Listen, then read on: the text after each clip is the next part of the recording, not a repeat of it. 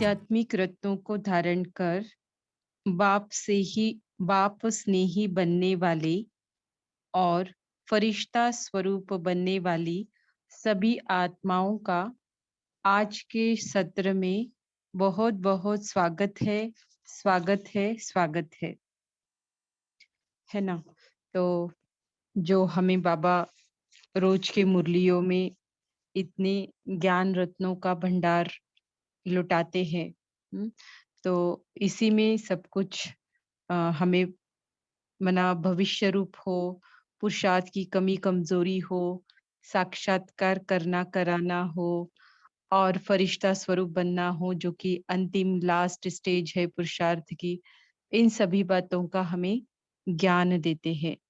तो आज की मुरली में भी बाबा ने बताया है कि बाप स्नेही अर्थात क्या है, बाप से सौगात लेना अर्थात क्या है, हाई जंप देना अर्थात क्या है, और कैसे आप जान सकेंगे कि मेरा भविष्य रूप क्या होगा।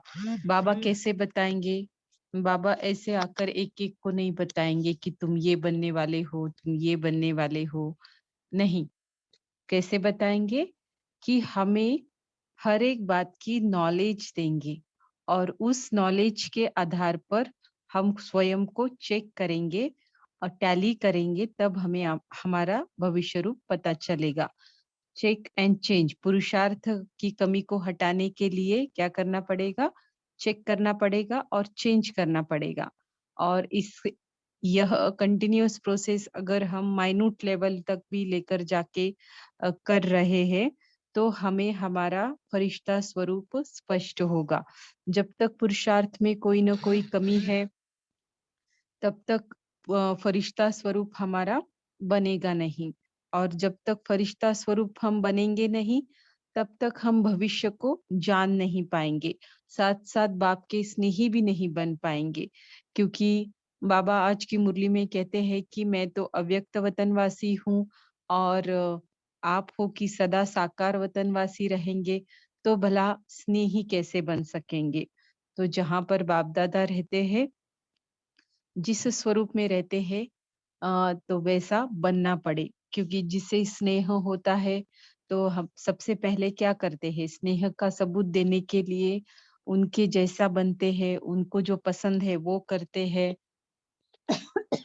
तो लौकिक दुनिया में जो स्नेह के लिए इक्वेशन है, माना जो बातें करते हैं, वही यहाँ पर भी बाबा हमें जैसे रिमाइंड भी करा रहे हैं और अपनी स्नेह अपने प्रति अगर स्नेह है तो उसका सबूत देने के लिए भी जैसे कह रहे हैं।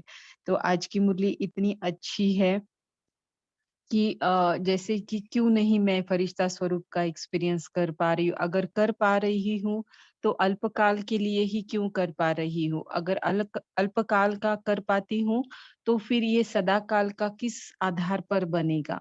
तो उसके सारे रीज़न जैसे आज की मुरली में पता चले, है ना?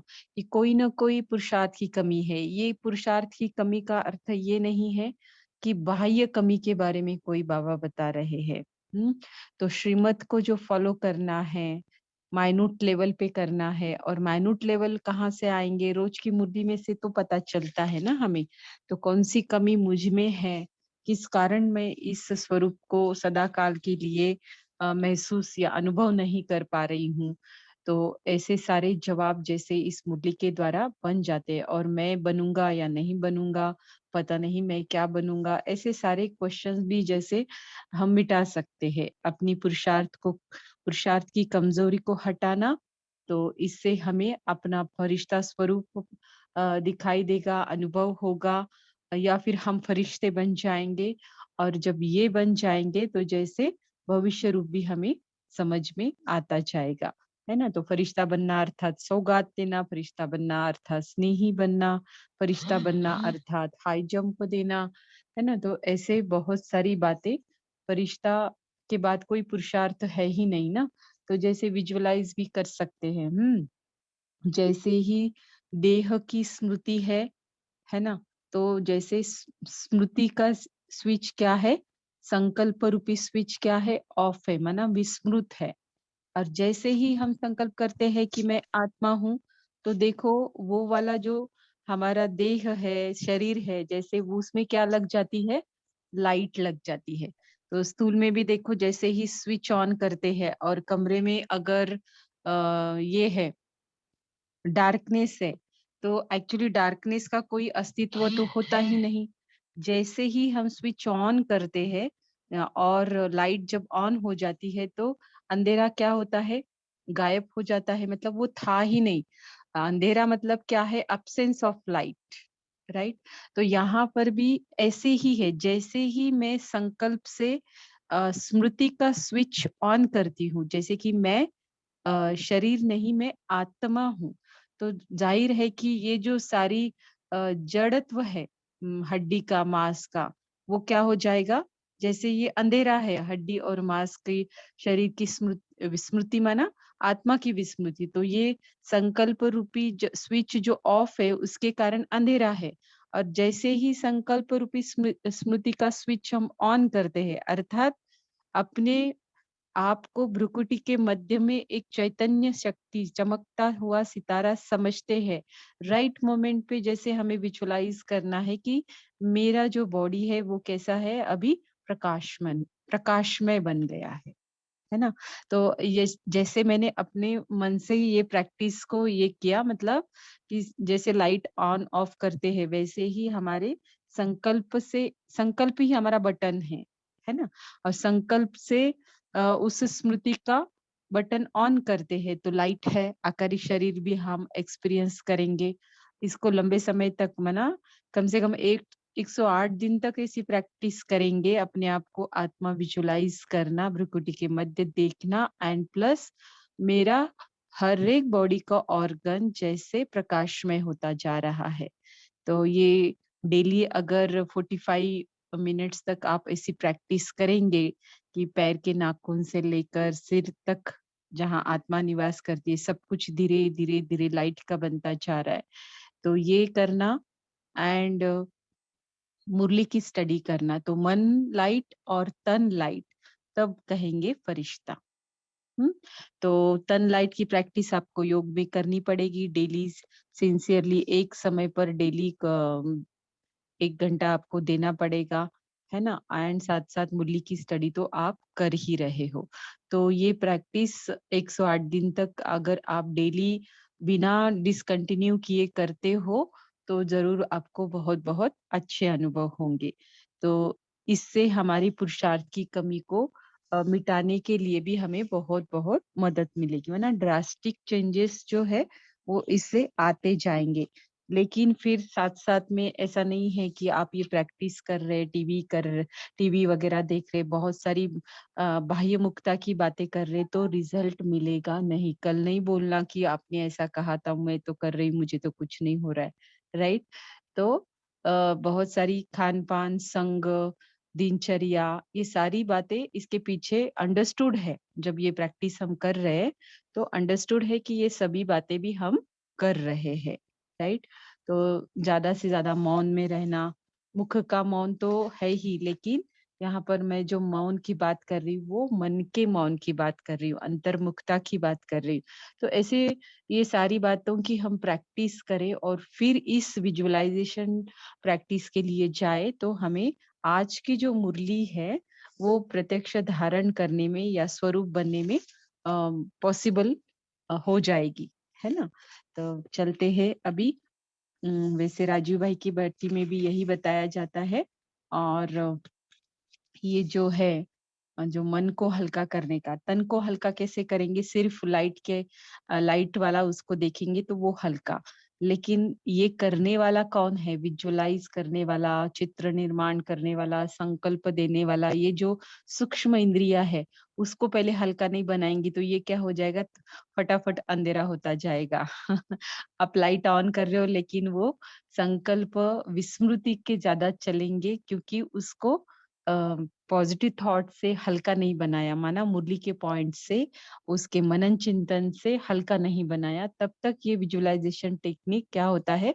काम नहीं करता है। और अगर आप ये पैरेलली कर रहे हो, आपको अच्छा अनुभव हो रहा है, तो जितना इस स्टेज को अचीव करना चैलेंजिंग था, समहाउ आपने उसे मना अचीव कर लिया, आपको कुछ अच्छा एक्सपीरियंस हुआ, फिर उसके बाद चैलेंजिंग है वो जो है उसे टिकाना, है ना? मेंटेन करना इस वाले अनुभव को, है ना? ये भी उतना ही चैलेंजिंग होता है जितना आपने इसको अचीव करने के लिए मेहनत की थी, है ना? मैं तो कहती हूँ उससे कहीं ज़्यादा मेहनत थोड़ी-सी लग जाती है।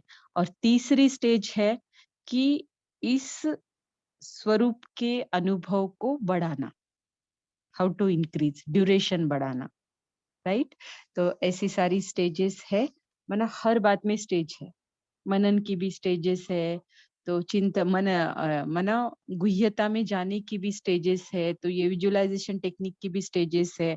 मना ऐसे ही नहीं कि हमने किया और लास्ट स्टेज तक पहुँच गए, नहीं, स्टेजेस में भी स्टेजेस है, ऐसे टाइप में है। तो जो करते जाएँगे तो ऑटोमैटिकली जैसे एक स्टेप चढ़ने के बाद ही हम दूसरी स्टेप की ओर जाते हैं ना, तो चढ़ते रहने के बाद ही एक वन बाय वन स्टेप हम खुद ही सीख जाएँगे चढ़ना, ठीक है? तो मुरली का टाइटल है बाप स्नेही बनने की निशानी फरिश्ता स्वरूप बनना। बहुत ही अच्छे तरीके से बाबा ने बताया है, मेन 4 पॉइंट्स ही है और लास्ट में फिर बाबा ने परिवर्तन शक्ति के बारे में भी बताया है कि कैसे ये शक्ति हमें सदा सफलता मूर्त बनाती है, सर्व की स्नेही बनाती है ना? तो ऐसी बहुत सारी विशेषताएँ मना इस शक्ति के आधार पर हम अपने आप में भर सकते हैं। तो बस देखते हैं अभी मुरली की डेट है 2 फरवरी 1976। स्वयं के लिए बाबा कहते, फरिश्तेपन की योग्यताएँ भरने वाले सर्व गुणों के भंडार शिव बाबा वत्सों से बोले। तो फरिश्तेपन की योग्यताएं आज बाबा हम बच्चों में भरने वाले हैं। सबसे पहले बाबा पूछते हैं अपना फ्यूचर स्पष्ट है? क्यों पूछ रहे ये क्वेश्चन? चलो देखते हैं। सदा अपना फ्यूचर सामने रहता है। जितना निमित्त बनी हुई आत्माएं अपने फ्यूचर को सदा सामने रखेगी, उतना अन्य आत्माओं को भी अपना फ्यूचर बनाने की प्रेरणा दे सकेगी, है ना? अपना ही फ्यूचर अगर स्पष्ट नहीं है, तो औरों को कैसे देंगे प्रेरणा? अपना फ्यूचर स्पष्ट नहीं तो दूसरों को भी स्पष्ट बनाने का रास्ता नहीं बता सकेंगे। मान लो किसी सिटी या कंट्री में हम जाते हैं, नहीं सिटी की बात लेते, कंट्री नहीं, ठीक है? सिटी की ही बात लेती है जो बहुत अ, वहाँ की विशेषता है कि समझो फ्लावर्स के गार्डन बहुत अच्छे जो भी है, किसी कारण आप वहाँ पर जाते हैं और बहुत सारे लोग वहाँ पर जाना चाहते हैं। लेकिन आप अगर उस प्लेस को विज़िट करके आए हैं और किसी के पूछने पर या स्वयं भी बहुत अच्छा लगा इसलिए बताने के लिए जाते हैं, तो कब अच्छे से दे पाते हैं उसका गाइडेंस? जब जब आप उसको विज़िट करके आए, उसके बारे में पूरी नॉलेज है आपको, तभी आप दूसरों को दे पाएँगे ना। अदरवाइज़ पढ़ने-लिखने पर देने से खुद जाकर जब आते हैं, तब की बात कुछ अलग होती है ना? तब के जो बताना होता है, वो ज़्यादा प्रभावशाली और एक्यूरेट होता है। तो यहाँ पर भी यही बात है कि अगर आपको अपना फ्यूचर स्पष्ट है ना, तभी आप दूसरों को भी बता सकेंगे क्योंकि उस वाले सिटी को आप जाकर आए ना, फ्यूचर वाली जो सिटी है, उस सिटी में फ्यूचर समझो उस सिटी का नाम है। तो वहाँ पर आप जाकर आए हैं, तभी तो आप दूसरों को रास्ता बताएँगे।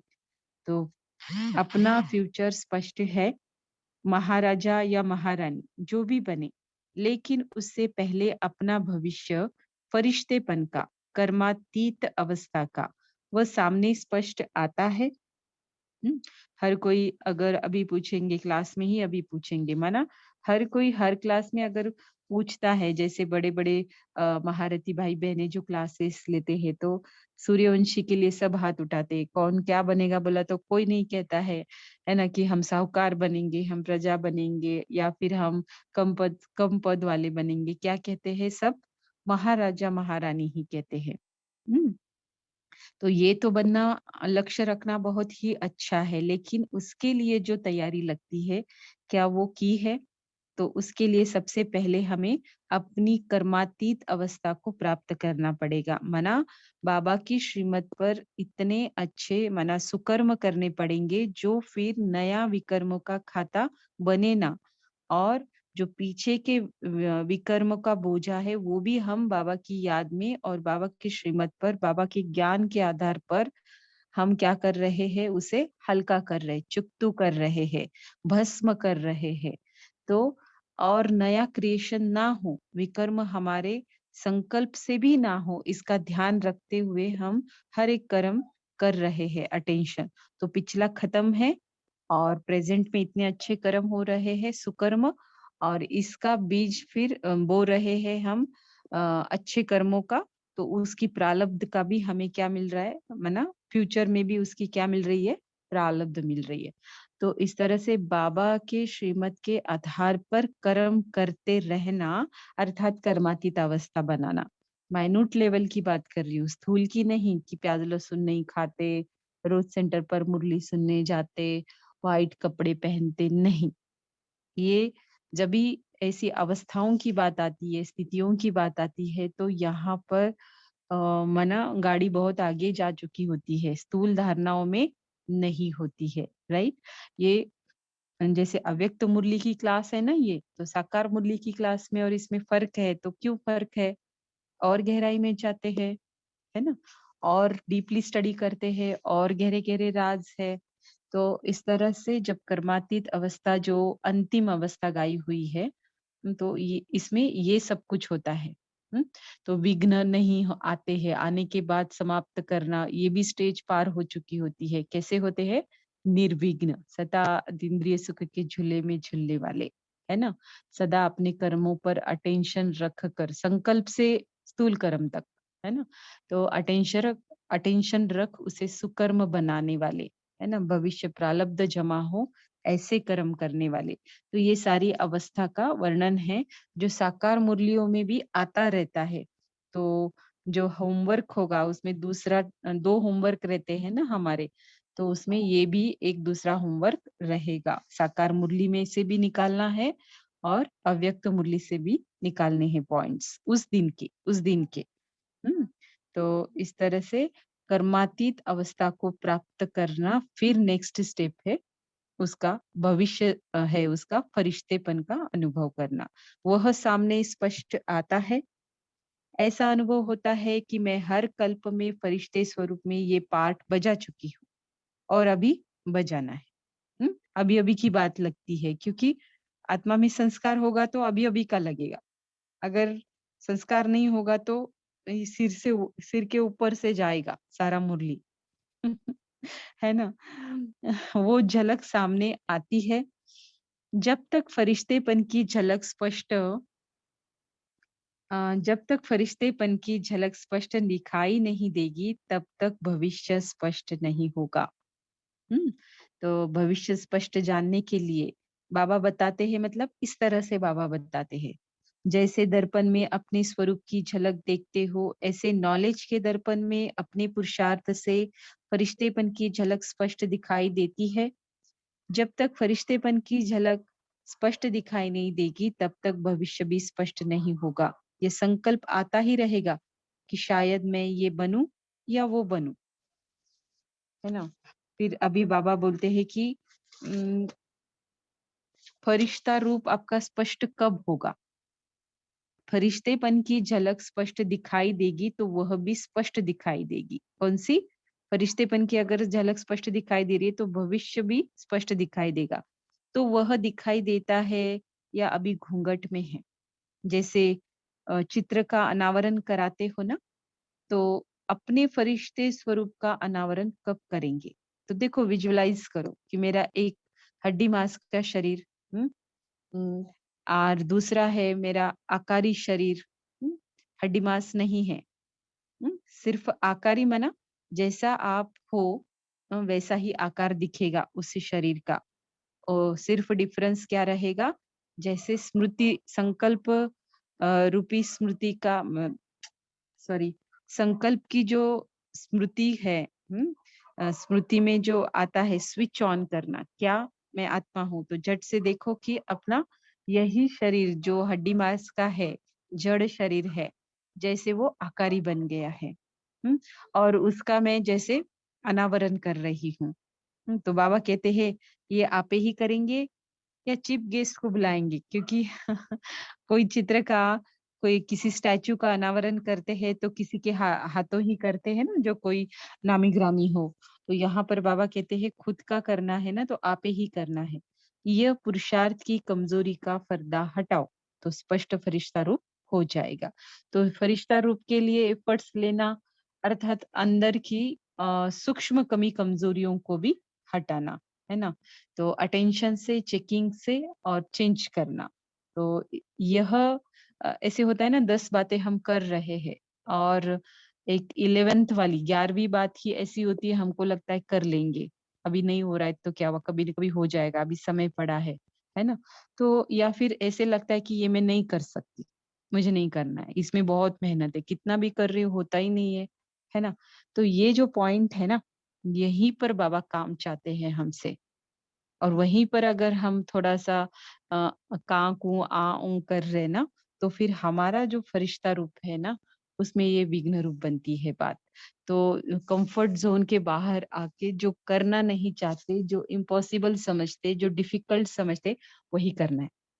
जो अब तक किया उसे काउंट ही नहीं करेगा बाबा, राइट?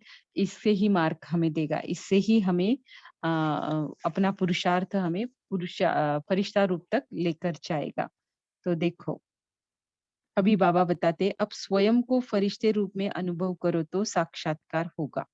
तो कितनी स्टेजेस बताई, पहले पुरुषार्थ की कमजोरी का पर्दा हटाओ तो आपका फरिश्ता रूप स्पष्ट हो जाएगा, सेकंड स्टेप। और फिर थर्ड स्टेप में क्या होगा, बाप के स्नेही भी बनेंगे और भविष्य स्पष्ट हो जाएगा। अब इसके कारण फिर साक्षात्कार आप औरों को होगा, किसका? आपका होगा, राइट? तो साक्षात्कार करना और या साक्षात्कार कराना, कौन कौन बनना है आप डिसाइड करो, ठीक है? तो ये 4 स्टेप में जैसे मुरली का सार आ गया। एक तो पुरुषार्थ की कमजोरी का पर्दा हटाओ। देखो आप अपने मन बुद्धि के इस पर जो भी कमजोरी है उसको आप हटा रहे हो और जैसे ही हटा रहे हो आपके स्मृति का स्विच ऑन हो रहा है ना? आपके संकल्प में द वो संकल्प आपको आ रहा है कि जिससे आप स्मृति का स्विच ऑन कर रहे हो, है ना?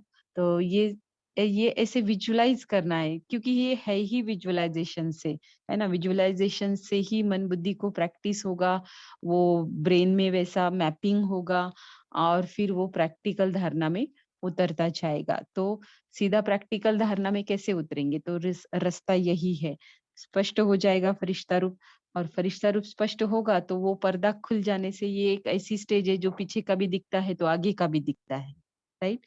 तो पीछे का तो हमने पता ही है क्योंकि प्रेजेंट से ही हम वो आकारी शरीर में गए हैं तो आकारी शरीर के बाद जो छुपा हुआ है वो भी आकारी शरीर में जाने के बाद माना उसमें टिकने के बाद दिखाई देगा। तो इससे क्या होगा, जब आपको दिखाई देगा तो औरों को भी दिखाई देगा। जब आपको ही दिखाई नहीं दे रहा है ना अपना स्वरूप तो औरों को भी दिखाई नहीं देगा। तो इसको ही फिर फोर्थ स्टेप बाबा ने बताई, साक्षात्कार होगा। अभी तो चलते फिरते ऐसे अनुभव होना चाहिए जैसे साकार को देखा, चलते फिरते या तो फरिश्ते रूप का या भविष्य रूप का अनुभव होता होता था, तभी तो औरों को भी होता था। ब्रह्मा बाबा की बात बताई बाबा ने, मैं टीचर हूँ, मैं सेवाधारी हूँ, यह तो जैसा समय वैसा स्वरूप हो जाता है। अब स्वयं को फरिश्ते रूप में अनुभव करो तो साक्षात्कार होगा, है ना? स्थूल में जैसे अपनी आइडेंटिटी होती है, टेम्पररी आइडेंटिटी में हम बहुत फंसे हुए हैं ना कि मैं फलानी हूँ, फलाने की वाइफ हूँ, फलाने की मम्मी हूँ, फलानी पोस्ट पर हूँ, है ना? फलाने सेंटर की हूँ, फिर ये छूट जाता है तो आगे का लगता है, इस कनेक्शन में हूँ, है ना? मतलब ये सारी टेम्पररी आइडेंटिटी की स्मृतियाँ हैं। तो जैसा समय वैसा स्वरूप हो जाता है।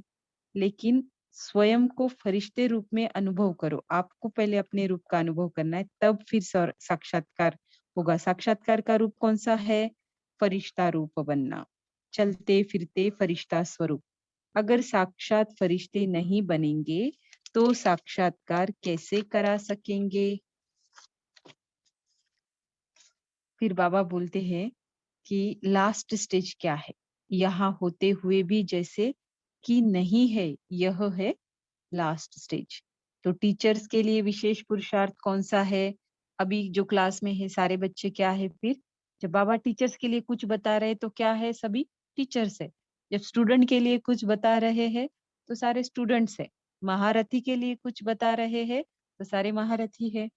बाकी घुड़सवार प्यादे का तो लक्ष्य रखना ही नहीं है और कोई है भी नहीं, क्योंकि अव्यक्त मुरली के क्लास के लिए समय निकालना, उसके अभ्यास में रुचि लेना, तो इससे ही ये पहला साइन है कि घोड़ेसवार प्यादे से तो आगे ही है ना। तो टीचर्स के लिए अब विशेष पुरुषार्थ कौन सा है? 3 बातें बताई। यही कि फरिश्ता इस साकार सृष्टि पर आया हूँ सेवा अर्थ। नंबर 2, फरिश्ते प्रकट होते हैं फिर समा जाते हैं। फरिश्ते सदा इस साकारी सृष्टि पर ठहरते नहीं, कर्म किया और गायब। तो गुलजार दादी जी ने ये पार्ट प्ले किया जब से बाबा नहीं आते थे 2017 से। तो दादी जी आए नहीं और फिर क्या कर रहे थे? बाकी दुनिया वालों के लिए तो था कि तबीयत ठीक नहीं, ऐसा है वैसा है, लेकिन दादी फरिश्ता बनकर सेवा में हाजिर थे बाप दादा के साथ में। तो जब ऐसे फरिश्ते होंगे तो इस देह और देह के संबंध वो पुरानी दुनिया में पाँव नहीं टिकेगा। कल बाबा ठिकाना बोल रहे थे ना कि बाबा के अलावा कहीं ठिकाना रखा है। तो फिर बेहद का वर्षा कहो या बाबा के साथ जुड़ना कहो, उसमें परसेंटेज हो जाएगा। अब फरिश्ता स्टेज ऐसी है जिसमें स्वयं के ही देह को भूले हुए है ना, तो देह के संबंधित जो भी बातें हैं, व्यक्ति कहो, वस्तु कहो, वैभव कहो, सब कुछ क्या होता है, भूला हुआ होता है। तो इस स्टेज में फिर पुरानी दुनिया में पाँव टिकेगा नहीं। जब कहते हो कि हम बाप के स्नेही हैं, तो बाप सूक्ष्म वतनवासी और आप सारा दिन स्थूल वतनवासी, तो स्नेही कैसे? तो सूक्ष्म वतनवासी फरिश्ते बनो। कैसे बनेंगे? हाँ, इस पर भी चिंतन करना। बाबा के साथ सर्व संबंध जोड़ना, हाँ, भोग लगाने जाना, रूह रिहान करना, है ना? हमेशा बाबा कहते हैं हर एक संबंध का आनंद लो, हर एक संबंध मुझसे जोड़ो। तो कितना आप इस बात की स्मृति में रहकर इस वाली ड्रिल में बिजी रहते हैं। हम्म तो इससे क्या होगा, फिर आप सूक्ष्म वतनवासी फरिश्ते बनेंगे। देखो, फरिश्ता बनने के लिए ये भी प्रैक्टिस बहुत जरूरी है। हम्म, कि सर्व संबंधों का अनुभव करना, उसके प्रति संकल्प चलाना, उसके प्रति विजुअलाइजेशन मन बुद्धि के आधार पर क्रिएट करना, है ना, उसे अनुभव करना, है ना। तो ये फरिश्ता बनने की जो स्टेज है, तो ऑल टुगेदर ये सभी बातों का पुरुषार्थ करके फॉर रिजल्ट है। हम्म, यहाँ होते हुए भी सॉरी, सर्व आकर्षणों या लगावों के रिश्ते और रास्ते बंद करो तो कहेंगे कि बाप स्नेही हो। हम्म यहाँ पर बाबा बार बार बोलते हैं कि कोई भी आकर्षण या लगाव नहीं हो, तो इसके सारे रास्ते क्या करो, बंद करो। क्यों बंद करेंगे? क्योंकि सबसे ऊंचा, हम आत्मा को एक बार जब सबसे ऊंचा पता चल जाता है तो नीचे वाली, उससे कम वाली बात आत्मा को पसंद ही नहीं आती है, कोई भी आत्मा को। हम्म फिर वो कोई भी चीज हो, हाईएस्ट अगर मिल रहा है ना, हाईएस्ट को टेस्ट किया तो उससे कम वाला पसंद नहीं आएगा, अपने आप से वो छोड़ देगा, है ना। अगर छोड़ नहीं रहा है, कल भी मैंने बताया, अगर छूटता नहीं है, छोड़ो तो छूटे, ये हो नहीं रहा है, दैट मीन्स वो हाईएस्ट को टेस्ट नहीं किया है। सर्व लगाओ आकर्षण है, कुछ भी आकर्षण स्वयं के देह के प्रति, औरों के प्रति, आत्माओं के प्रति, वैभव के प्रति सबसे आकर्षण है, लगाव है, तो बाबा कहते हैं फिर बाप की स्नेही नहीं बन सकेंगे। यहाँ होते हुए भी जैसे कि नहीं है, ऐसा आपका होना चाहिए। मैंने हमेशा कहा है, या तो आकारी लोक में या फिर निराकारी, इन दोनों में रहना है। कहाँ? यहाँ शरीर से रहना है, लेकिन वहां मन बुद्धि से रहना है। तो यह है लास्ट स्टेज। तो कैसे आएगा बोला? प्रैक्टिस से आएगा ना डेली। तो सबसे बेसिक स्टेप जो है, जो हम कर रहे हैं, मनन करना, हल्का बनाना, फिर बाकी की स्टेज की पूर्व तैयारी जैसे हो जाती है। फिर बाबा अभी हाई जंप अर्थात साकार सृष्टि से एकदम फरिश्तों की दुनिया में फरिश्ता स्वरूप, हाई जंप का अर्थ बता रहे। लास्ट स्टेज का बताया, अभी हाई जंप कैसे देना है ताकि फिर हम लास्ट स्टेज को क्या कर सके, अचीव कर सके। विशेष सेवार्थ निमित्त हो तो पुरुषार्थ में भी विशेष होना चाहिए। जब दूसरों को चलते फिरते यह अनुभव होगा कि आप लोग फरिश्ते हैं, तो दूसरे भी प्रेरणा ले सकेंगे। अगर साकारी सृष्टि की स्मृति से परे हो जाओ तो जो छोटी-छोटी बातों में टाइम वेस्ट करते हो वो नहीं होगा, है ना? आकारी दुनिया का टेस्ट और निराकारी दुनिया का टेस्ट इस साकारी सृष्टि से हमें छुड़ाता है, राइट? छुड़ा नहीं रहा है। इसी सृष्टि की स्मृति हमें बार-बार आती है या फिर ज़्यादा परसेंटेज में आती है, तो हमारा जैसे टाइम वेस्ट हो जाता है। तो बाबा कहते हैं कि इस सृष्टि कुछ भी नहीं है ना, अभी तो डूबने वाली है ना? जो भी है लेकिन साकारी सृष्टि में ऐसी अ, इतनी आनंद, सुख, शांति देने वाली कोई भी बात नहीं है जो आकारी और निराकारी दुनिया में हमें मिलती है। आकारीय दुनिया से और निराकारी दुनिया से मिलती है ना? तो बाबा कहते हैं वो लेना है तो यहाँ की स्मृति क्या करनी पड़ेगी? माना हमें यहाँ रहते हुए भी हमेशा मन बुद्धि ऊपर ही लटकानी पड़ेगी। तो फिर हमारा टाइम भी सफल हो जाएगा। तो अब हाई जंप लगाओ। साकार सृष्टि से एकदम फरिश्तों की दुनिया में वो फरिश्ता स्वरूप, इसको कहते हाई जंप। तो छोटी-छोटी बातें शोभेगी नहीं। अभी फिर बाबा बताते, बाप की विशेष सौगात लेना अर्थात फरिश्ता स्वरूप बनना। दे तो बाबा सभी को रहे, लेकिन लेगा कौन? लेने के लिए ऐसे नहीं कोई और सौगात हमें कहीं से मिलती है, लेना कितना आसान है। है ना? लेकिन यहाँ जो बाबा हमें दे रहे हैं, दे तो रहे हैं, लेकिन उसे लेने के लिए भी हमें कुछ पुरुषार्थ करना पड़ेगा। तो बाप की यह विशेष सौगात है। सौगात लेना अर्थात फरिश्ता स्वरूप बनना। तो बाप भी यह फरिश्ता स्वरूप का चित्र सौगात में देते हैं। इस सौगात से पुरानी बातें सब समाप्त हो जाएगी। क्या और क्यों की रट नहीं लगानी है।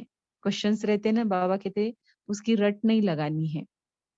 तो निर्णय शक्ति, परखने की शक्ति, परिवर्तन शक्ति, जब ये तीनों शक्तियाँ होंगी, तो ही एक दूसरे को खुशखबरी सुनाएंगे।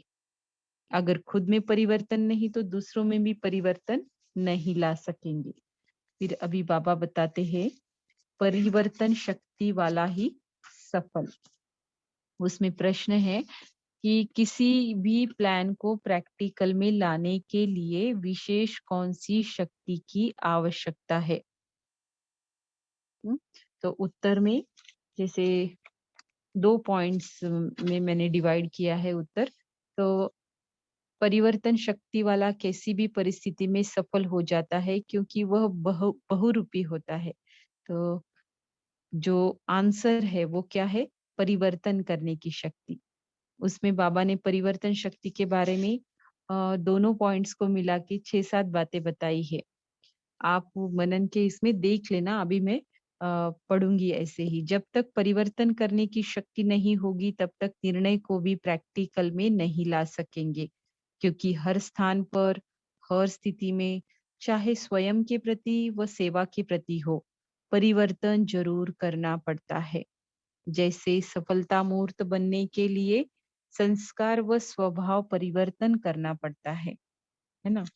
तो परिवर्तन करने के बगैर नहीं होगा, कहीं पर भी नहीं होगा।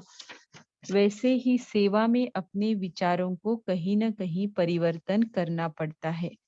परिवर्तन शक्ति वाला कैसी भी परिस्थिति में सफल हो जाता है क्योंकि वह बहुरूपी होता है। अब दूसरा मैंने पॉइंट हाइलाइट किया है वो है प्लान को सेवा में लाना और पॉइंट्स को प्रैक्टिकल जीवन में लाना। दोनों के लिए परिवर्तन शक्ति चाहिए। नॉलेजफुल होने के नाते यह तो निर्णय कर लेते कि ये होना चाहिए, लेकिन परिवर्तन नहीं होता है। इसका कारण है परिवर्तन शक्ति की कमी। जिसमें परिवर्तन शक्ति है, वे सर्व के स्नेही होंगे और सदा सफल भी होंगे। संकल्प में दृढ़ता लाने से प्रत्यक्ष फल निकल आता है। परिवर्तन करके सफल बनना ही है, यह है दृढ़ संकल्प। सफलता, सफलता मूर्तों का आह्वान कर रही है। सफलता बनने के लिए हम सफलता का आह्वान करते हैं, लेकिन जब सफलता मूर्त बन जाते हैं, तो सफलता मूर्त का सफलता आह्वान करती है कि सफलता मूर्त आवे तो मैं उनके गले की माला बनूं। अच्छा, हम रूहानी बच्चों की रूहानी माता पिता बाप दादा को याद प्यार और नमस्ते। अभी हम 1 मिनट साइलेंस में बैठेंगे और ट्राई करेंगे अपने संकल्प रूपी स्विच को यूज करेंगे, है ना। तो ये छोटी छोटी प्रैक्टिसेस होती है जो हमें एंजॉय कराती है, इंटरेस्टिंग बनाती है, और कुछ विविधता भी चाहिए ना। मोनोटोनस नहीं रह सकते पुरुषार्थ में, है ना। चाहे योग की प्रैक्टिस हो, चाहे ज्ञान की बातें हो, तो कुछ कुछ वैरायटी करते रहेंगे ना, तो वो इंटरेस्ट हमारा बना रहता है। तो 1 मिनट हम अभी साइलेंस में बैठेंगे।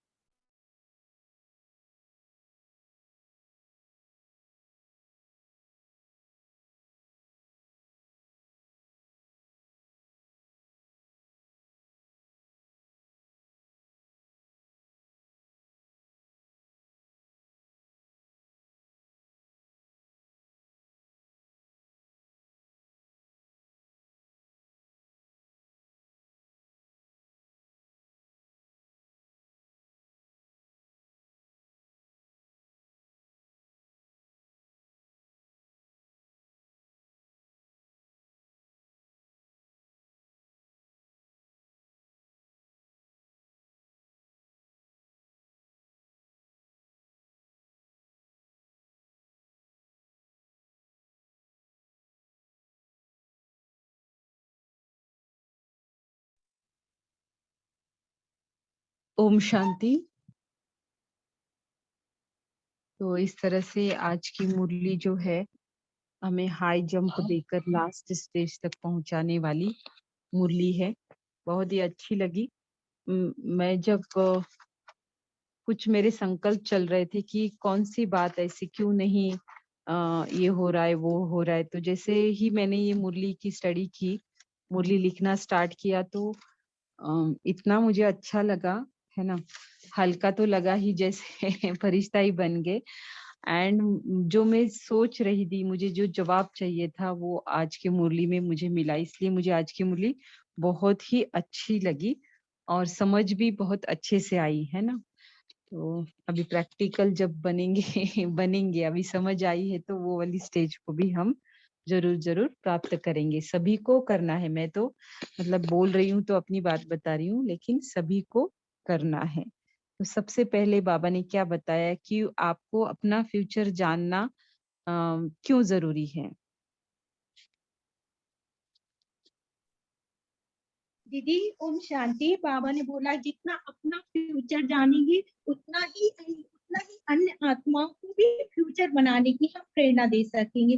अपना ही फ्यूचर स्पष्ट नहीं तो दूसरों को स्पष्ट यानी फ्यूचर को स्पष्ट बनाने का रास्ता नहीं बता सकेंगे। वो महाराजा महारानी बनना ये तो ठीक है बाबा बोले, लेकिन अपना भविष्य फरिश्तेपन का कर्मातीत अवस्था का फ्यूचर वह सामने स्पष्ट आता है कि नहीं आता, कि मैं हर कल्प फरिश्ते स्वरूप का पाठ बजा चुकी हूँ और अभी बजाना है। जी दीदी। है ना। तो जी जैसे कोई सिटी में जाना जरूरी है, उसकी नॉलेज होना जरूरी है, विजिट करना जरूरी है, ताकि फिर आप उसका रास्ता औरों को बता सके, राइट। तो यहाँ पर भी वही बात आती है कि हमें अगर पता है अपना फ्यूचर को कैसे देखते हैं, हमारे फ्यूचर को, मेरे पद को, भविष्य पद को मुझे कैसे देखना है, ये मुझे पता चलेगा। ये मैं देखूंगी तभी तो मैं दूसरों को भी बताऊंगी ना। तो यही बात बाबा ने कही है, और इसके लिए हमें अपना फ्यूचर स्पष्ट देखना बहुत बहुत अ, जरूरी है, दिखाई देना बहुत बहुत जरूरी है। फिर बाबा ने क्या कहा कि किस बात से हमारा और माना भविष्य स्पष्ट होगा। किस बात से हमारा भविष्य स्पष्ट होगा। ओम शांति। हम्म, बाबा ने कहा कि जब तक फरिश्तेपन की झलक स्पष्ट दिखाई नहीं देगी तब तक हमें अपना फ्यूचर स्पष्ट दिखाई नहीं देगा। जैसे हम दर्पण में से मिरर में अपनी इमेज देखते हैं, तो बाबा कहते हैं अपने नॉलेज के मिरर में अपने पुरुषार्थ से जो हम एफर्ट कर रहे हैं उसमें फरिश्तेपन की हमें झलक दिखाई देनी चाहिए। अगर ये दिखाई नहीं देगी तो हमारे मन में डाउट होगा, मैं ये बनूं या वो बनूं, कुछ समझ में नहीं आएगा, कंफ्यूजन होगा। लेकिन जब फरिश्तेपन की झलक हमें स्पष्ट दिखाई देगी तो हमें अपना फ्यूचर भी स्पष्ट दिखाई देगा। तो वो बाबा पूछता दिखाई देता है या अभी घूंघट में ही है? तो जैसे कोई एक हाँ, तो पिक्चर या स्टैचू का अनावरण हटाते हैं तो बाबा कहते हैं वो तुम खुद ही हटा लोगे अपना घूंघट या किसी वीआईपी को बुलाना है? तो बाबा यहाँ इसमें चेकिंग करने के लिए बोल रहे हैं कि जब तक ये स्पष्ट दिखाई नहीं देगा तब तक कुछ नहीं होगा। पुरुषार्थ की जो कमजोरी है उसका पर्दा हटाओ तो फरिश्ता स्वरूप स्पष्ट हो जाएगा। फरिश्ता स्वरूप स्पष्ट होगा तो फ्यूचर भी स्पष्ट हो जाएगा। ओम शांति। जी दीदी ओम शांति। दीदी फरिश्ता स्वरूप मतलब लाइट का स्वरूप रहता ना दीदी? जी कर्मातीत अवस्था से पहले फरिश्ता स्वरूप। जी दीदी, तो जैसे लाइट का शरीर है तो उसमें हम जो भी चीज देखेंगे वो हमें लाइट की दिखाई देती है, मतलब जैसे हमें हमें तो चारों साइड स्थूल चीजें ही दिख फरिश्ता रही हैं। स्वरूप मतलब डबल हल्कापन, मेरे ख्याल से फरिश्ता स्वरूप में हल्का रहना, डबल लाइट हल्का स्वरूप। रहना एंड ट्रांसपेरेंसी आ जाती है। जैसे मुझे अपने स्वरूप में ट्रांसपेरेंसी आ गई, फरिश्तेपन के स्वरूप को मैंने अनुभव किया, तो उसके पीछे जो छुपा है भविष्य रूप, मेरा भविष्य स्वरूप, वो भी दिखाई देगा। क्योंकि वो स्टेज ऐसी है, ऊंचाई वाली स्टेज भी हम बोल सकते हैं, है ना। इसके बाद कोई ऊंचाई होती ही नहीं है, तो वो ऐसी स्टेज है जहां पर फिर हमें भविष्य रूप भी कहाँ होगा, इस दुनिया में ही होगा ना, तो इससे तो नीचे ही होगा। तो इसीलिए उस स्टेज से हमें भविष्य भी दिखाई देगा और वर्तमान भी क्या है, वर्तमान को तो हम जानते हैं, वो भी कहाँ है, इसी दुनिया में होगा। तो वर्तमान से और भविष्य से दोनों दिखाई क्यों देंगे, क्योंकि उसके भी इन दोनों रूपों के ऊंचाई पर है फरिश्ता स्वरूप, राइट। तो क्योंकि बाबा कहते हैं ना, दीदी जैसे देखना है तो हम अपने लाइट के शरीर को देखें, वो हम मालूम हल्कापन रहता, लेकिन हमें अपने आप को फरिश्ता रूप में देखना तो दीदी लाइट के शरीर को देखें, तो लाइट में हाँ, देखें। अब आप क्लास की फरिश्तापन रिकॉर्डिंग के सुनना, मैंने सब बताया है आज, है ना। जी फरिश्तापन, जी फरिश्ता स्वरूप की स्थिति का पहला स्टेज प्यारापन और न्यारापन है। जैसे ब्राह्मण से साक्षी फरिश्ता की दृष्टा, जो जर्नी है। जी सबसे पहला साक्षी दृष्टा है ना, माना डिटैच्ड खुद के बॉडी से और सबसे भी सिर्फ ऑब्जर्वर बन के हम रह रहे, नो इन्वॉल्वमेंट, है ना। किसी भी में चाहे स्वयं प्ले कर रहे हैं उसमें भी इन्वॉल्वमेंट नहीं है, और दूसरों का पार्ट देखते हुए भी उसमें इन्वॉल्वमेंट नहीं है। क्या? क्योंकि क्वेश्चंस नहीं है। तो इस तरह से अ, है, ये कलेक्शन है पॉइंट्स का, और उसका एप्लीकेशन करेंगे तो जैसे इस रूप को अनुभव करने की पूर्व तैयारी हो जाएगी। फिर बाबा ने साक्षात्कार कब होगा ऐसे बताया है। दूसरों को कैसे पता चलेगा, दूसरों को साक्षात्कार कब होगा आपके फरिश्तेपन का।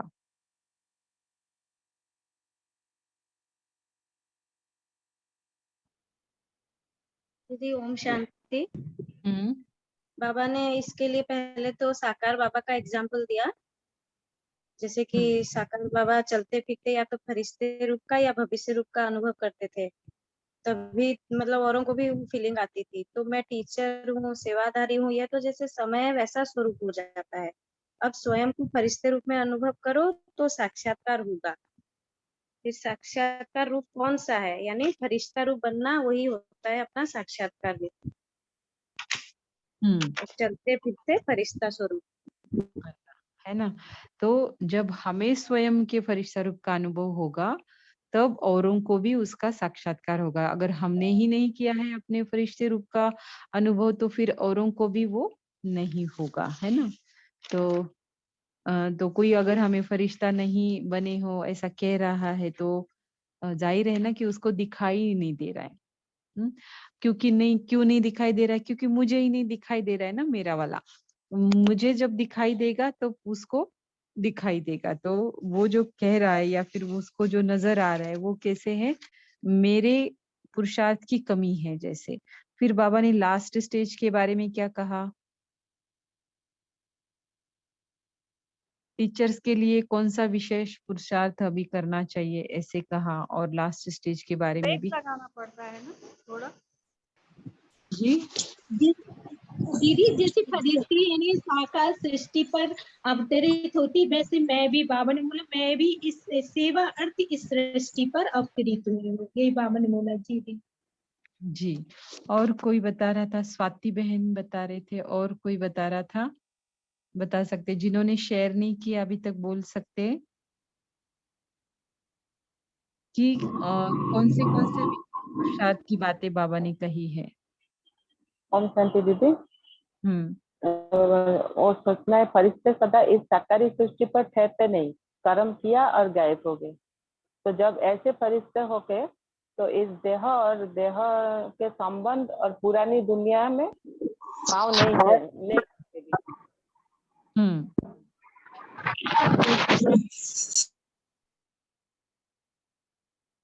और क्या कहा?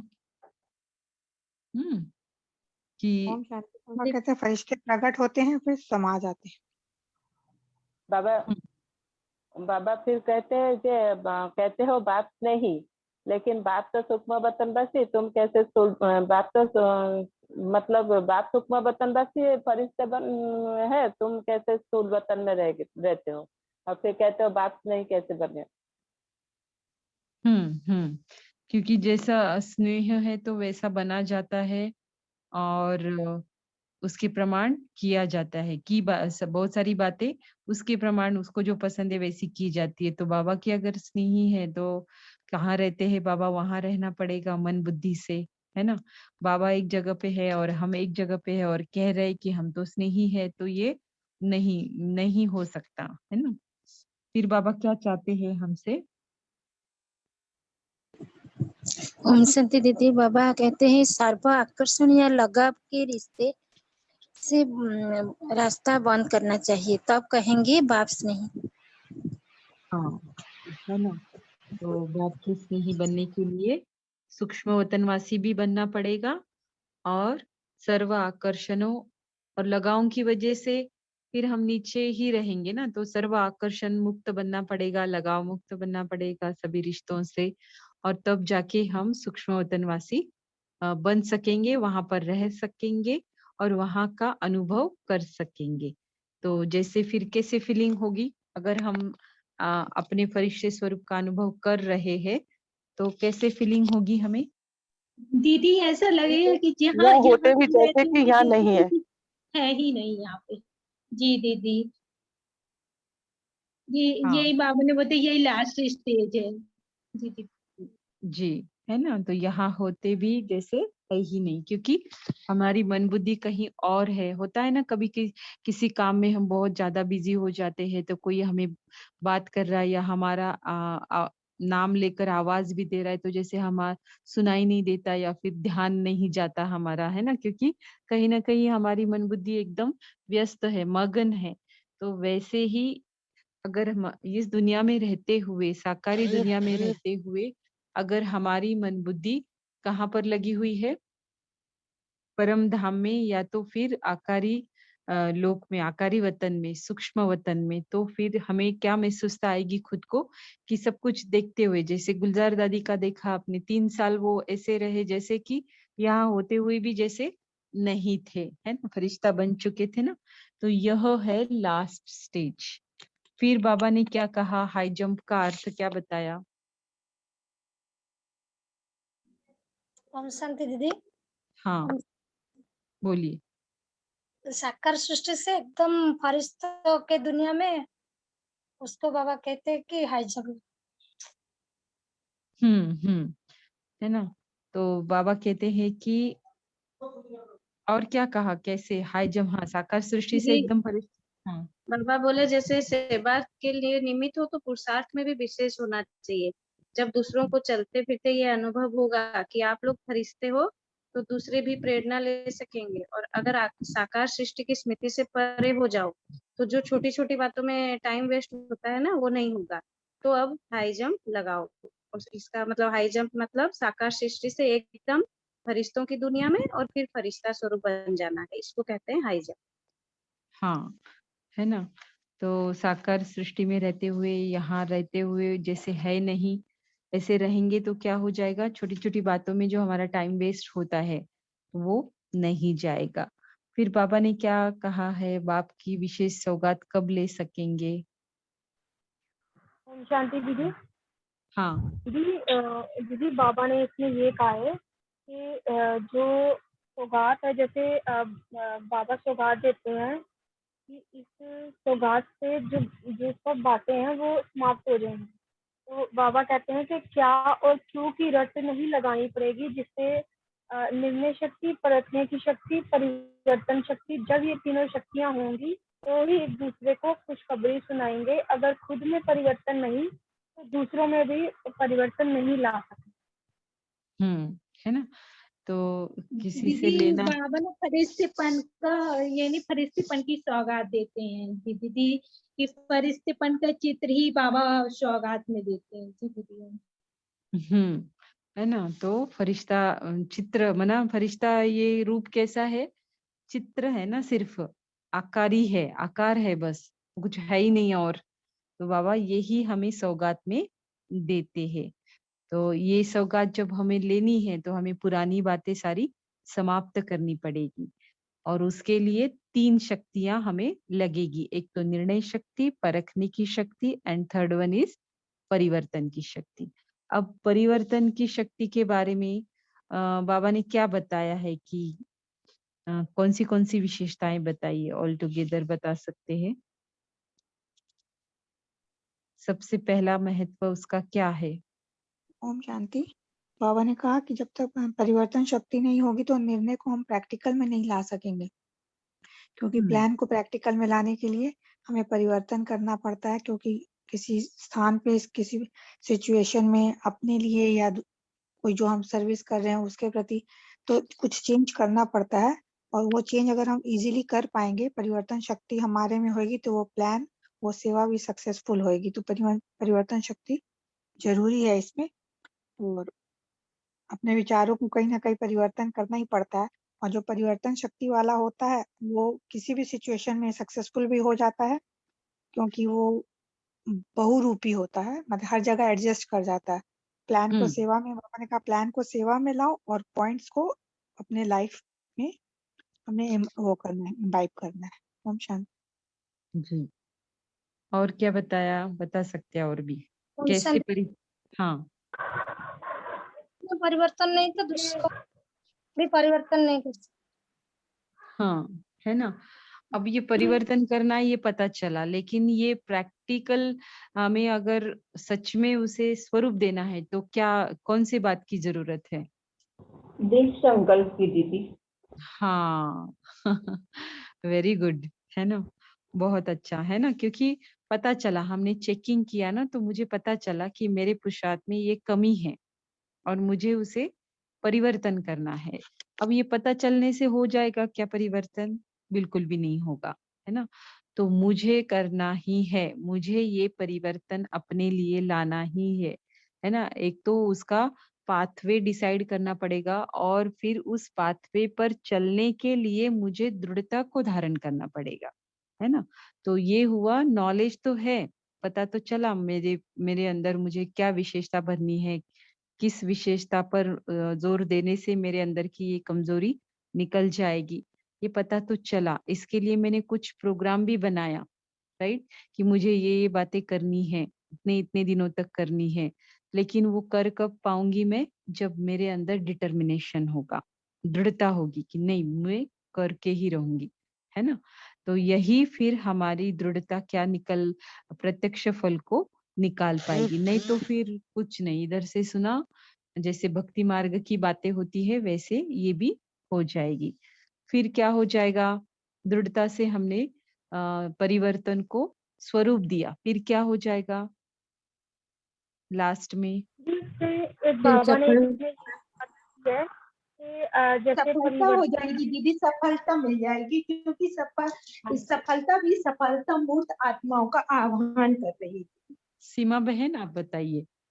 हाँ जी दीदी, जैसे इसमें बाबा ने ना ये कहा कि अगर दृढ़ता होगी, दृढ़ संकल्प होगा, तो जैसे जो परिवर्तन शक्ति वाला होगा वो सर्व के स्नेह भी होंगे और सदा सफल भी होंगे। और परिवर्तन करके सफल बनना ही है, यह उनमें दृढ़ संकल्प होगा। मतलब सफलता सफलता मूर्तों का आह्वान कर रही है, इसलिए बाबा कहते हैं कि सफलता मूर्त आवे तो मैं उनके गले की माला बन। हाँ, है ना। तो सफलता मूर्त बनने के बाद सफलता ही हमारा क्या करती है, रास्ता देखती है। जैसे एक मुरली में बाबा ने कहा था, है ना, कि जैसे फूल बिछाते हैं ना राहों में चलते हुए, वैसे सफलता क्या करती है, आगाज करती है सफलता मूर्त आत्माओं का, कि कब ये आए और मुझे अपनाए और मुझे अपने गले का हार बनाए, है ना। तो इस तरह से आज की मुरली है। तो आपका कोई एक्सपीरियंस है क्या कि जो आपने बड़े दृढ़ता से अपने में ये परिवर्तन लाया है?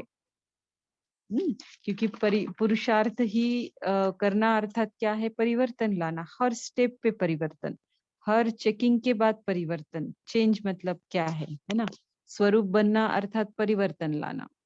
तो ऐसा सबका तो अनुभव है ही, नो डाउट, बट कोई विशेष आपको लगता है कि आज बताना चाहिए कि ये कमी मुझ में थी और दृढ़ता से मैंने उसे चेंज किया?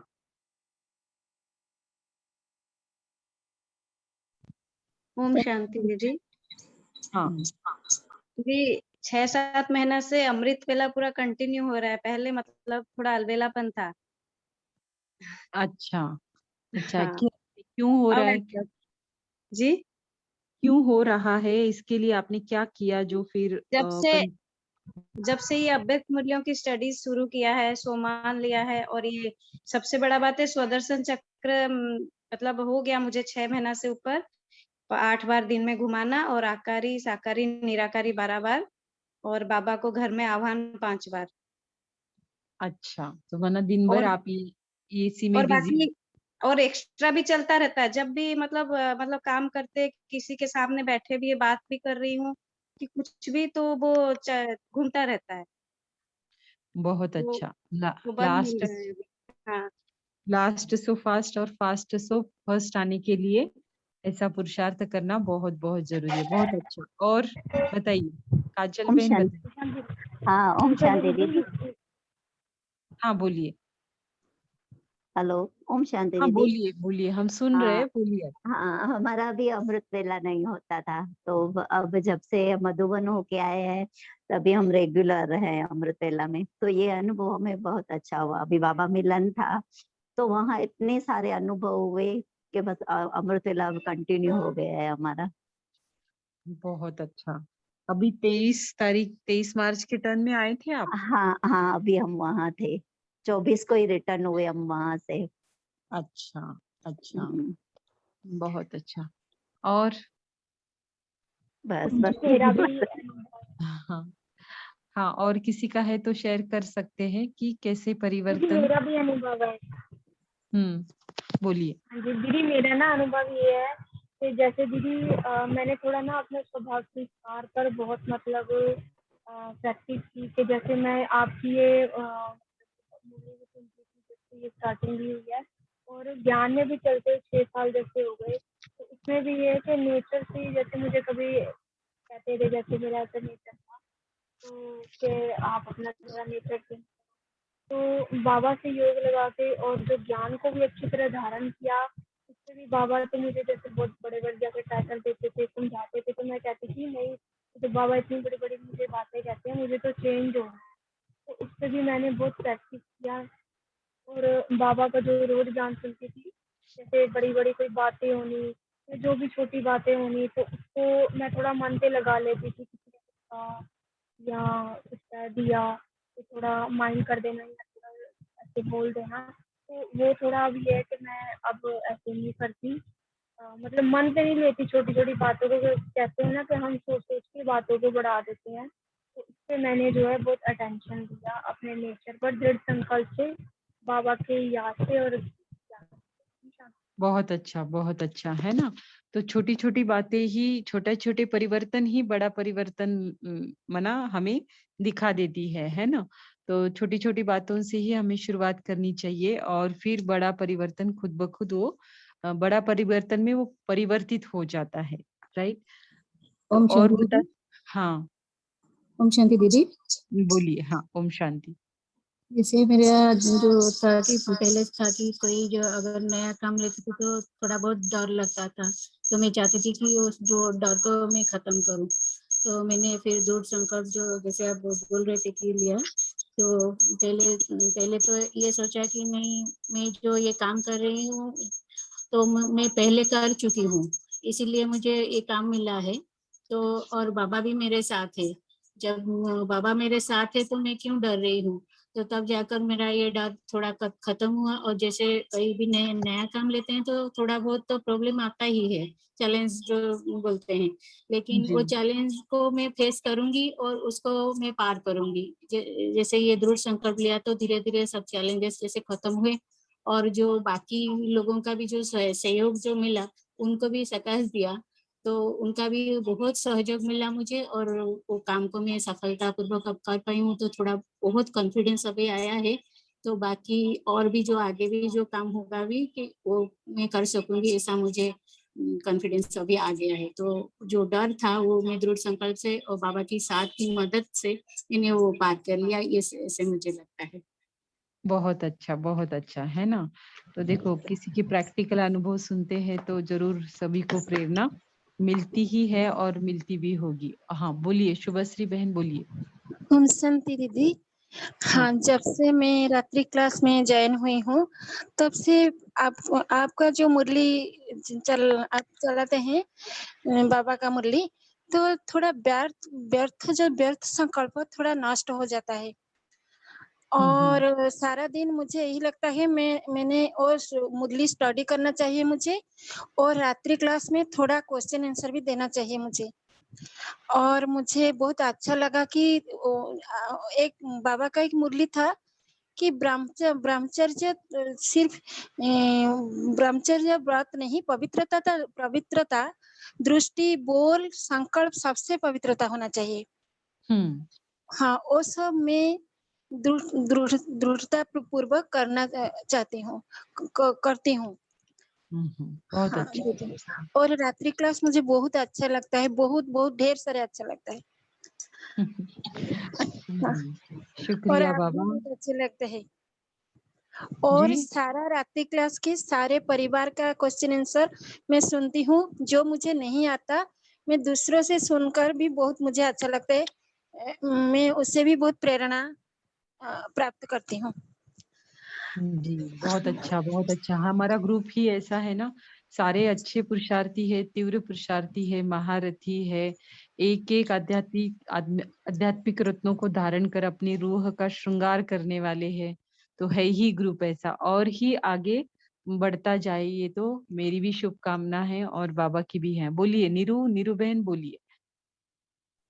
दीदी, मैं वैसे तो कम ज्वाइन हो पाती हूँ, लेकिन जब ज्वाइन होती हूँ ना, तो उसमें जो एक विधि आपके द्वारा बाबा ने सिखाई है ना, कि हर मुरली को जोड़ना सीख गए हैं। अगर 2-3 मुरली भी सुनते हैं ना, तो वो ऐसा लगता कि ये तो सारी साकार मुरली में जैसे विलीन होती जा रही, सारी ना जुड़ी सी लगती, जो यहाँ पे बाबा ने सिखाया है।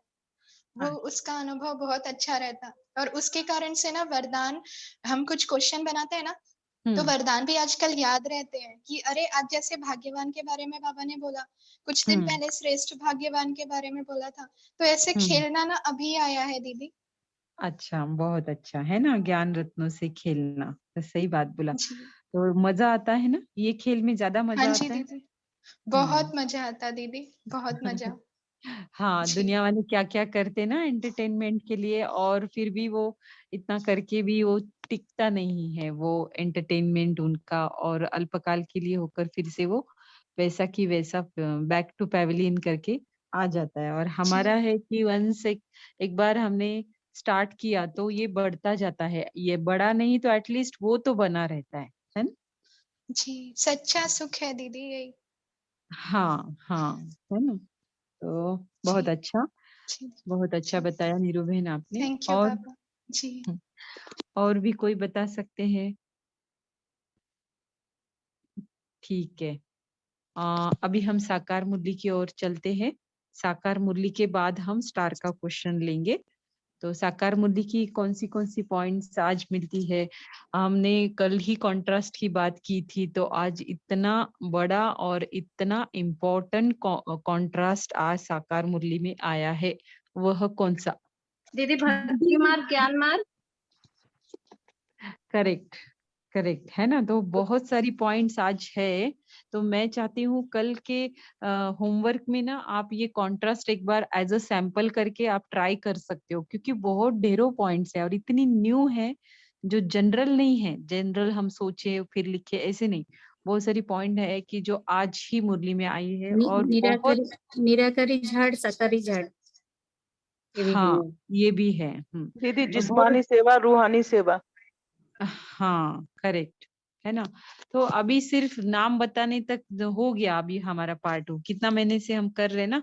मैं जब क्लास स्टार्ट किया था तभी भी हम कॉन्ट्रास्ट पे बहुत जोर देते थे, है ना। कौन से कॉन्ट्रास्ट आए, कितने कॉन्ट्रास्ट आए। अब उससे आगे हम जाएंगे, राइट।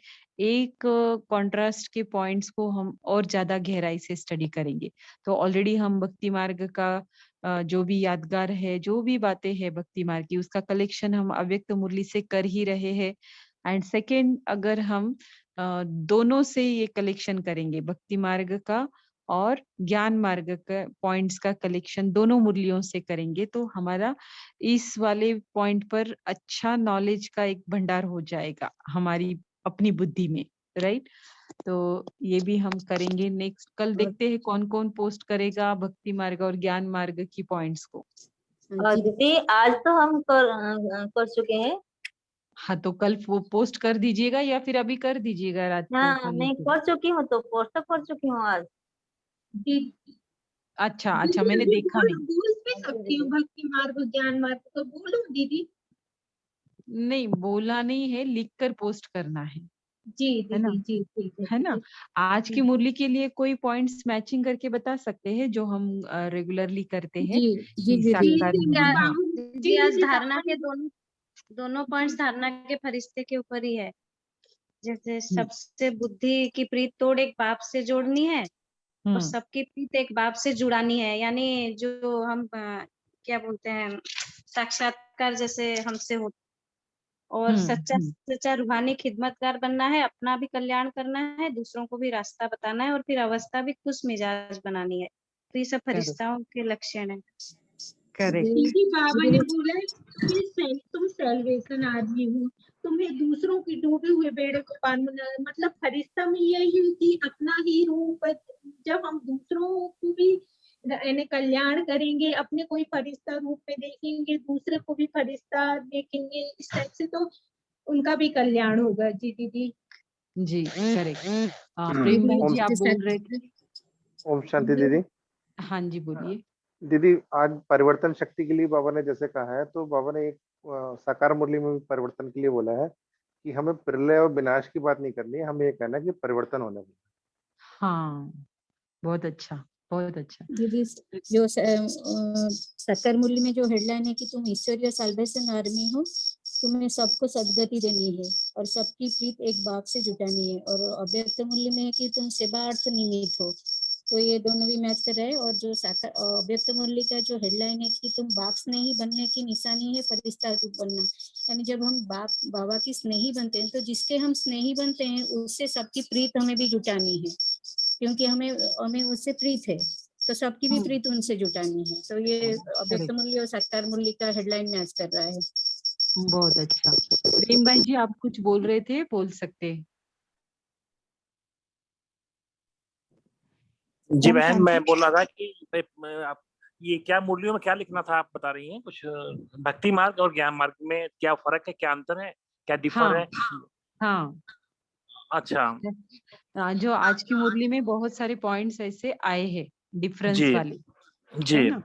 तो वो नोट करके देखते हैं कितना निकाल पाते हैं, तो वो नोट करके पोस्ट करने हैं अपने ग्रुप में। जी समझ गया। और कौन सी पॉइंट्स मैच करती है? ओम शांति। ओम शांति।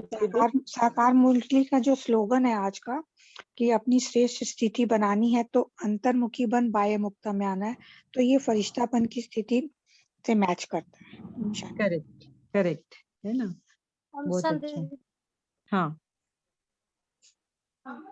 बोलिए। साकार मूल्य में डिटेल्स, साकार मूल्य में जो किसी भी आत्मा के बोल सुनते हुए नहीं सुनते, किसी अन्य आत्मा को स्मृति संकल्प स्मृति में नहीं आते, किसी भी देहधारी के झुकाव में नहीं आते। अव्यक्त मुरली में जब ऐसे फरिश्ते हो गए, जो इस देह और देह के संबंध पर पुरानी दुनिया के पाव नहीं टिके। जी, है ना, बहुत अच्छा। और ओम शांति जी, दीदी। हाँ, जो आज बाबा ने बोला है, आपने लगता आप म्यूट हो गए, तब तक कोई और बताए। दीदी जैसे एक पॉइंट ये भी है, जैसे बाबा ने आज ये बात कही ना कि तुम्हें मतलब जैसे चित्रों पर भी समझाना है। साकार मूल्य में एक ये पॉइंट आया है। तो जैसे बाबा ने अव्यक्त मूल्य में एक ये बात कही है कि जो बाबा मतलब फरिश्तों की जो मतलब जो एक पॉइंट ये चित्र है। हमें सौगात में देते हैं। जी हाँ जी दीदी, ये है कि फरिश्ता सर्व का जो बाबा है, चित्र हमें सौगात में देते हैं। करेक्ट, है ना।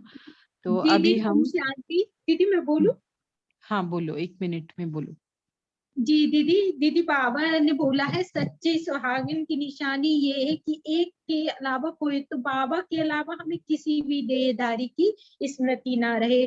तो वो बाबा ने फरिश्ता रूप में भी बोला है कि बाबा से यदि स्नेह है तो बाबा जहाँ रहता है वहां रहो, बाबा जिस रूप में रहता है वहां रहो, जैसे रहो, किसी भी देहधारी की, पुरानी दुनिया की किसी की भी याद ना आए। इसमें भी मतलब बाबा ने बोला व्यक्ति मूल्य में भी दीदी। जी, बहुत अच्छा। बहुत अच्छा बताया। और अभी हम आज के स्टार का जो क्वेश्चन है उसकी तरफ जाते, मैं पूछती हूँ, ध्यान से सुनिएगा और हैंड रेस करना, माइक ऑन करके, कोई जवाब नहीं देगा। शायद आज कोई नया नहीं है तो इसलिए इतना ही रिपीट करती हूँ। प्रश्न है, आज की मुरली के अनुसार बाबा ने टाइम को सफल करने की कौन सी युक्ति बताई है। फिर से एक बार पढ़ती हूँ कि आज की मुरली के अनुसार बाबा ने टाइम को सफल करने की कौन सी युक्ति बताई है।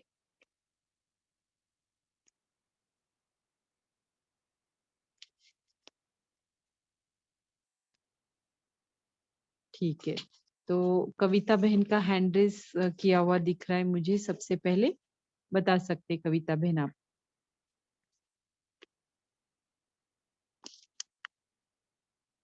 कविता बहन आप आंसर दे सकते हैं।